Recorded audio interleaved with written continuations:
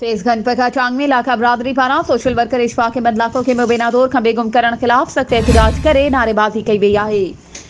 इन हवाले सां वधीक तफ़सील ॾेई रहियो आहे फैज़गंज मां CN न्यूज़ रिपोर्टर शाहिद चांग। जी शाहिद, छा तफ़सील आहिनि? जी बिल्कुल, मां तव्हांखे ॿुधाईंदो हलां। फैज़गंज पकाचांग में लाखा बिरादरी पारां सोशल वर्कर इशफाक अहमद लाखो खे मुबैना तौर खंबे गुम करण जे ख़िलाफ़ सख़्त एहतजाज नारेबाज़ी। ख़बर मूजिबि कुझु ॾींहं पहिरियां अकरी जे सोशल वर्कर इशफाक लाखो खे मुबैना तौर खंबे गुम करण ख़िलाफ़ लाखो बिरादरी जो पकाचांग चौक ते एहतजाज नारेबाज़ी।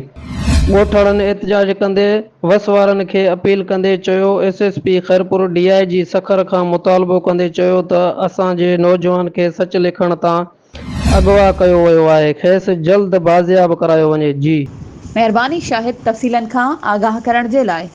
वधीक ख़बरूं ऐं अपडेट्स जे लाइ असांजे चैनल खे सब्सक्राइब कयो ऐं हा, बेल आइकन खे प्रेस करण न विसारिजो त जीअं असांजी हर नई अचण वारी वीडियो तव्हां ताईं पहुची